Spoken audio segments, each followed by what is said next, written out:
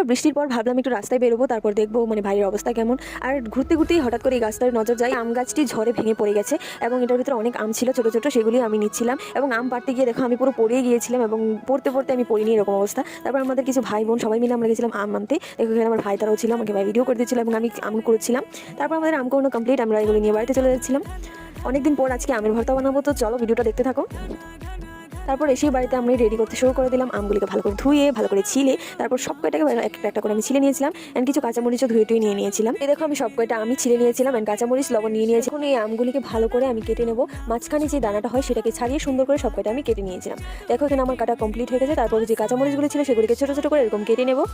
আমি অনেক ঝাল খেতে পছন্দ করি, তাই অনেকগুলো মরিচ নিয়েছি। তারপর লবণ আর মরিচগুলি এই আমগুলিতে দিয়ে একটা প্লেট দিয়ে ভালো করে ঝাঁকিয়ে নিয়েছি অ্যান্ড দ্যাটস ইট, আমাদের আমের ভর্তা রেডি হয়ে গেছে। তোমরা কমেন্ট করে কিন্তু বলো এবার কারা কারা আম খেয়ে নিয়েছো। আমি তো আজকে ফার্স্ট টাইম ট্রাই করতে চলেছি। আমের ভর্তা কার কার পছন্দ এটাও আমাকে কিন্তু তোমরা জানাবে। অ্যান্ড আমি আমার বান্ধবী মিলে এটাকে ফুল এনজয় করেছি। দেখো আমার ভাইও মাঝখান থেকে এসে বললো, আমিও খেয়ে বলছি ভাইয়ের কাছেও দারুণ লেগেছে। দিদিকে দিয়েছিলাম, দিদিও খেয়ে বলেছে অনেক ভালো হয়েছে। তারপর আমি টেস্ট করি, আমার কাছে তো জাস্ট অসম লেগেছে। Thanks for watching, tata.